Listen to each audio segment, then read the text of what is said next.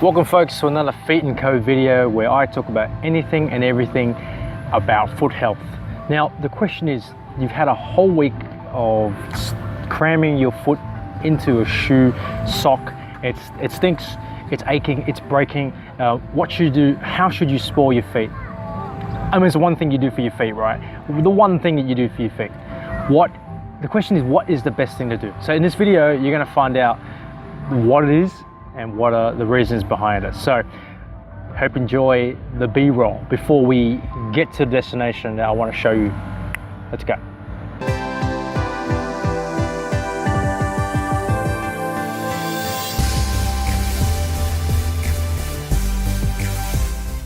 Hi guys. Hi guys. Ooh, yes. Okay, that's good. Good. Thanks.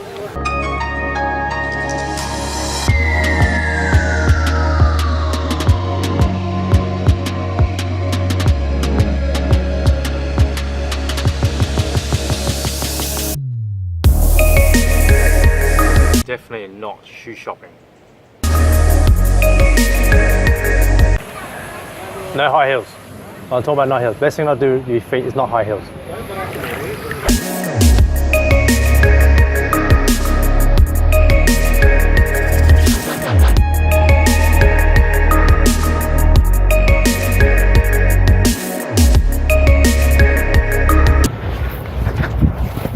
Okay, what's the best thing for your feet? Is to take it to the beach. Why? Because when you take your feet to the beach, there are two positives that come from doing this. You use perfect person. Is number one, you awaken the muscles and soft tissue structures in the foot and ankle, which are normally crammed in socks, stockings, in high heels, in steel cap boots, in Oxford shoes, in sports shoes, you know what I mean, right? So they're always crammed in. Take your feet barefooted if you can, out onto soft sand or into the seawater, because your feet's gonna able to expand, muscles can contract, intrinsic foot muscles or arch muscles or foot and ankle muscles that normally not work, like the shin muscle, will work because you're walking on uneven surfaces. And check out the video above if you need to know more about the benefits of sand running or sand walking. Now, number two, one of the reasons I like most about going to the beach is Thalassotherapy. Have you heard of it?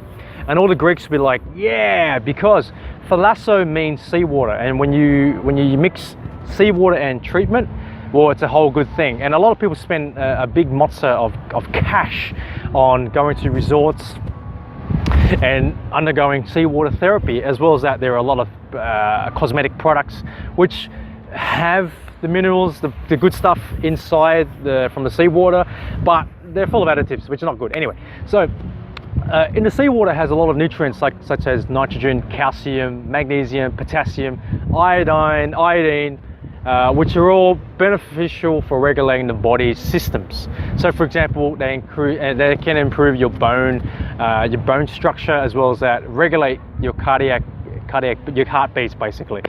When it comes to the feet, nothing better when taking the feet outside of that prison of a shoe into water that's full of high nutrients. And mind you, this is the water I'm talking about that's far away from, you know, civilization, from cities. Try to take it as far as you can from you know, docks and fishing docks, and it has a lot of waste. It might get a bit polluted, but if you can go a bit further away, then the beaches are higher nutrient and they're cleaner. That's just me. Okay, so anyway, so those are my two reasons. Two reasons for what you should do for your feet. The best thing you should do for your feet is take it to the beach. Why? Because it activates muscle, soft tissue structure, as well as that Thalassotherapy, which is awesome. Also, must exercise extreme caution. If you are affected by diabetes and you suffer from any numbness in your feet or neuropathy, and this is for everyone too, always exercise extreme caution by wearing reef shoes on to protect the soles of your feet. And it's just good because you never know what's on the beach, dangerous objects, you don't want to step on that. So always exercise extreme caution. Boom. And folks, I hope you enjoyed this video. Please, if you love the scenery, if you love me, love the content, please smash that subscribe button and a little tap on that bell button next to it to stay in the loop when I drop new content. And folks, don't forget, walk and exfoliate smarter, not harder. I'll see you next video.